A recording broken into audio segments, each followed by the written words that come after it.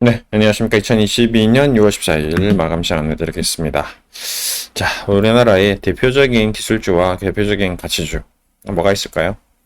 네, 대표적인 기술주는 카카오와 네이버가 있을 것 같습니다. 네이버, 네, 뭐, 제가 봤을 때는, 카카오도 카카오지만 네이버도, 어, 거의 뭐, 정말 센세이션한 성장을 했죠. 제가 어렸을 때 이 네이버가 이제 NHN으로 해서 성장하는 그 과정에서 엄청난 권리락과 무상증자 다 감안하면 뭐 거의 뭐 3000%가 아니라 4000%, 10,000% 이상 수익이 났었을 것 같습니다. 네. 지금은 좀 조정이긴 한데, 뭐 카카오도 마찬가지겠지만, 다음 합병하고, 뭐, 2,000원 대비했을 때 20만원, 그렇죠?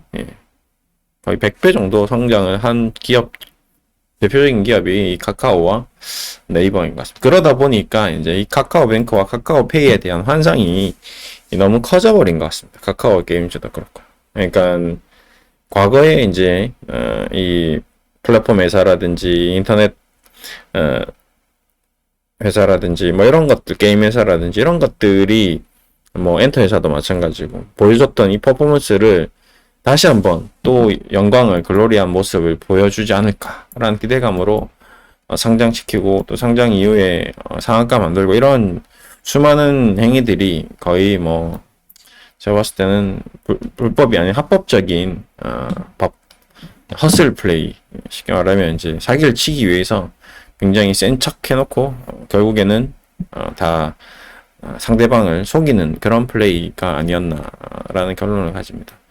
지금 뭐 오늘 은행주들이 좀 반등이 나왔는데요.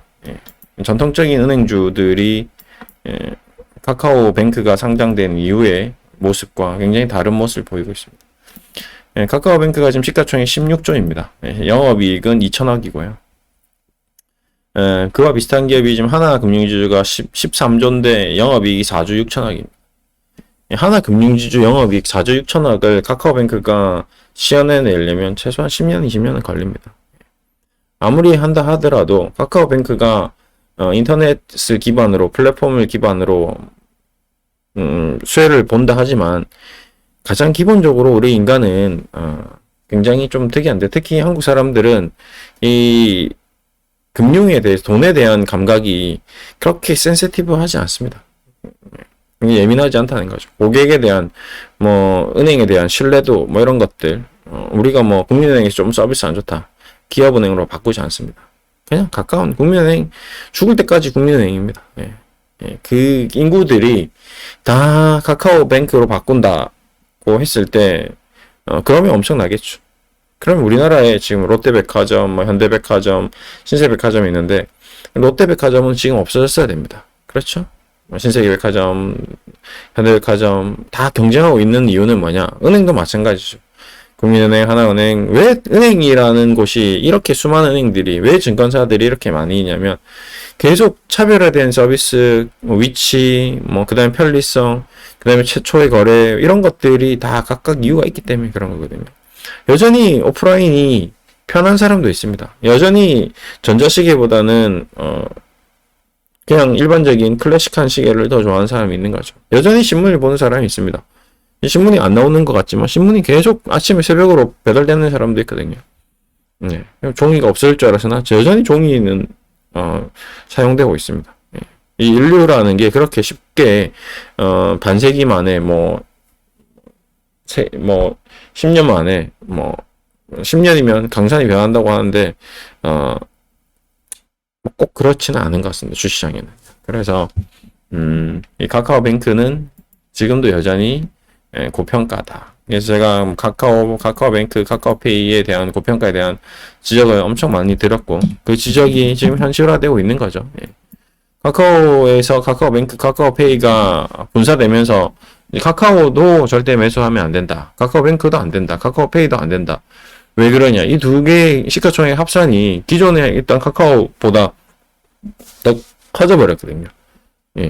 쉽게 말해서 나의 팔과 다리를 다 잘라서 하나의 생명으로 탄생시켰는데 그럼 나는 어떻게 된 거예요? 나는 팔, 다리가 없는 상태입니다.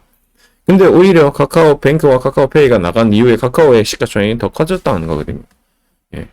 예, 그게 거품이었죠. 거품으로 만들어 놓은 내 팔다리가 다 잘려 나가 보니까 이제 거품이 제거된 상태의 수준에 도달한 겁니다. 근데 이미 난 팔다리가 거품이고 내 가짜 팔이고 가짜 다리예요. 이거는 이제 연결 재무제표입니다. 카카오페이와 카카오뱅크는 자회사죠. 카카오의 회사가 아닙니다. 그럼 어떻게 되겠어요?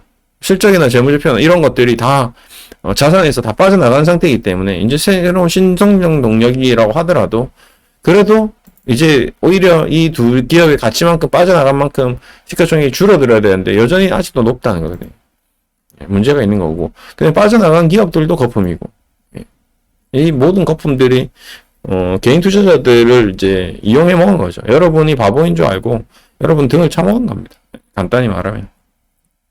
그런 모든 거품들이 지금 다 사라지고 있는 과정이다. 예, 그 거품의 끝이 어딘지는 그 누구도 알 수 없다. 왜? 여전히 지금 카카오의 PR, 카카오의 페이의 PR, 카카오뱅크의 PR, 카카오페이의 EV EBITDA 뭐 이런 것들은 지금도 보시면 카카오 EV EBITDA 56배입니다. 뭐 바이오주도 아니고요.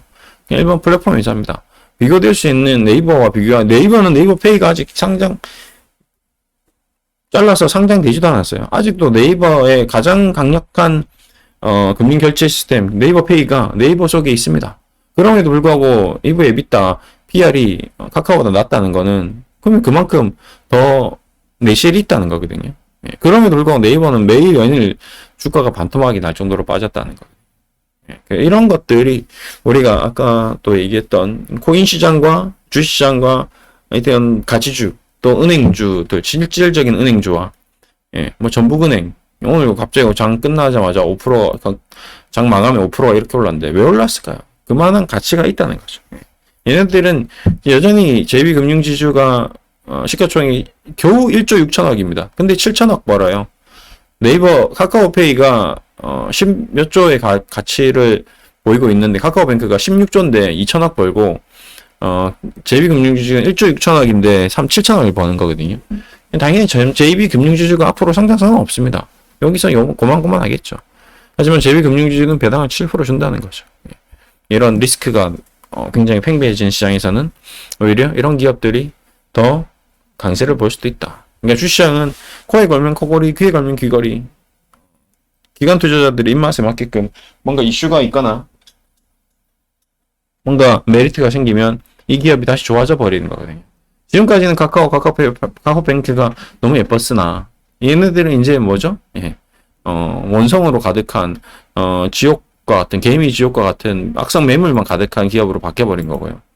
뭐 이런 DGB나 이런 기업들은 이제 새롭게 그동안 쌓여왔던 유보금, 그 다음에 뭐 투자금, 뭐 이런 것들로 M&A도 할 수 있고요. 뭐 다른 은행을 인수하려고 할 수도 있고요. 이런 이슈들이 막 생기면서 금리도 올라가고 이러면서 재밌는 이슈가 자꾸 생길 수가 있는 겁니다. 그러면 기술적으로 매매도 되는 거고. 이게 세상이 참 신기하죠. 주시장이. 그동안 나빴던 기업은 이제 좋아지고, 그동안 좋았던 강원랜드도 마찬가지입니다. GKL, 뭐, 카지노 회사들도 마찬가지입니다. 이제 슬슬 외국인들이 슬슬 들어올 수 있거든요. 우리도 나가지만, 우리도 나간다는 건 들어올 수 있다는 거거든요. 외국인이 들어와서 뭐 하겠습니까? 일본인들이, 중국인들이 우리나라 이제 들어오기 시작하면 GKL 같은 이제 카지노를 할 수 있는 거거든요. 그러면 적자했던 회사가 흑자로 돌아서는 겁니다. 그러면 과거에 글로리 했던 모습이 또 다시 나올 수도 있는 거거든요. 그렇죠? 뭐 4만 원, 5만 원 하던 게 지금 14,000원씩 역대적 저가니까요. 대신 이런 건 시간이 좀 필요하겠죠. 1년이고 2년이고 투자를 한다면 지금 가격이 가장 싼 10년이 될 수도 있는 겁니다. 예. 이런 새로운 투자처, 새로운 생각 이런 것들을 계속 해 나간다면 분명히 투자에 도움이 될 거다. 지금 당장 사면 뭐 대박이 난다 이런 건 없습니다. 어제도 주식 철학에 대해서 얘기했지만 주식으로 팔자 고칠 생각하지 마십시오. 예. 이런 투자를 계속 생각을 하고 아이디어를 연구하고 실질적으로 경험하고 이런 과정이 계속 반복되면서 자금이 조금씩 커져가고 기간이 길어지고 이런 분산 투자하고 이러다 보면 뭔가 새로운 변화도 생길 수 있다는 겁니다. 아무튼 지금 굉장히 중요한 변곡점이다. 예, 주시장은 완전히 판이 바뀌고 있다. 예, 요 점을 좀 강조해드리면서 마무리하겠습니다. 감사합니다.